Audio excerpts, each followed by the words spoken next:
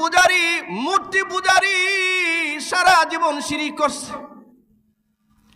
মরার আগে মনে হয়েছে, হ্যাঁ আল্লাহ যদি আমারে ধরতে পারে, আমার জাহান্নাম ছাড়া কোনো গতি নাই।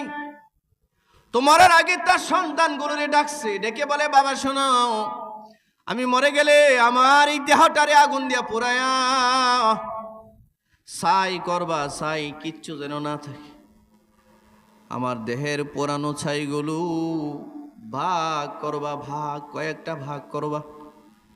একটা ভাগ সাগরের উপরে, সাগরের পানিতে ছেড়ে দিও, যেন সাগরের পানির সাথে মিশে যায়।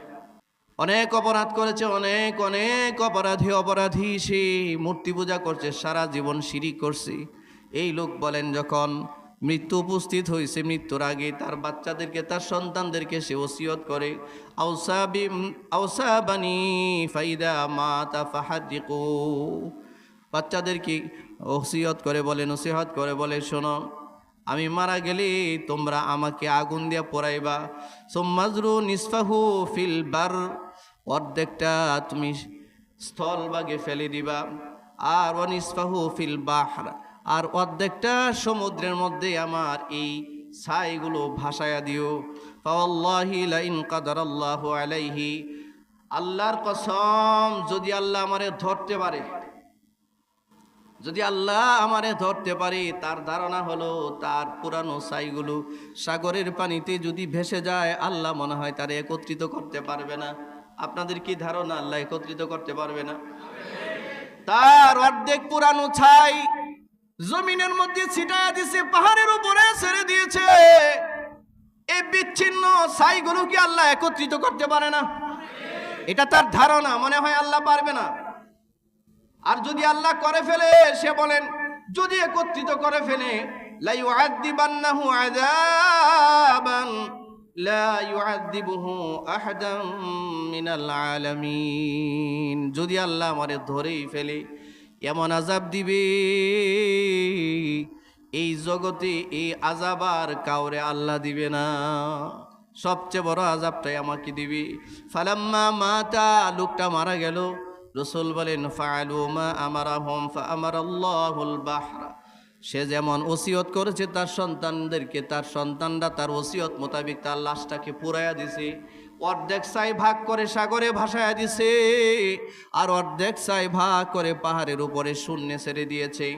আল্লাহ তাআলা, আল্লাহ রসুল বলেন, আল্লাহ রসুল সাল্লাল্লাহু আলাইহি ওয়াসাল্লাম বলেন, মা আমারাহুম ফাআমারাল্লাহুল বাহরা, আল্লাহ তাআলা সাগরকে আদেশ করলেন, ফাজামা মা ফিহি, তোমার মধ্যে যা ছেড়ে দেওয়া হয়েছে, ও সাগর, তোমার পানিতে যা ছেড়ে দেওয়া হয়েছে সব একত্রিত করো। এটা মাত্র আল্লাহর হুকুম। কার হুকুম? সাগর কি বাধ্য না? সাগর বাধ্য। এরপরে আদেশ করলেন, ও আমার আল বার, স্থলভাগকে আদেশ করলেন, ফাজামা মা ফিহি, যা তোমার উপরে ছিটিয়ে দেওয়া হয়েছে সব একত্রিত করো, তার ছাইগুলো। সুম্মা কাল, সাগর সব ফেরত দিল, স্থলভাগ সব ফেরত দিল, আগের মতো মানুষ হইয়া দাঁড়াইল।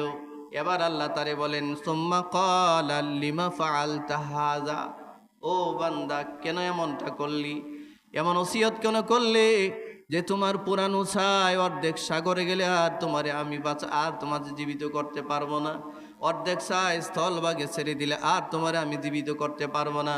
কেমনে ভাবলে তুমি এটা, কেন করলে তুমি এটা? ক্বালা লিমা ফাআলতা হাযা, কেন করলে তুমি এটা? দেখেন ওই পাপী, ওই মাজুসি জবাব দে, ক্বাল, সে জবাব দিছে, মিন খাশিয়াতিকা আল্লাহ, এটা করছি শুধু আপনার ভয়ে। আপনি যদি আমারে ধইরা ফেলান, তো আমার মতো আযাব এই জগতে আর কাউরে আপনি দিবেন না। আপনার ভয় আমার ভিতরে কাজ করছে। আল্লাহ বলেন, ওয়া আনতা আ'লাম, তুমি তো জানো আমি সব জানি, আমি তো সব জানি, আমি এটাও জানি আল্লাহ আপনি জানেন। আল্লাহ বলেন, আমি যে তোমারে একত্রিত করতে পারি, আর আমি যে তোমারে সবচেয়ে বড় শাস্তি দিতে পারি, এটা যে আমার প্রতি বিশ্বাস রাখছো, ফাগাফারা লাহু, যাও মাফ করে দিলাম, মাফ, তোমারেও মাফ। কত দয়া থাকলে পরে আর বান্দার উপরে আল্লাহ দয়া দেখায়।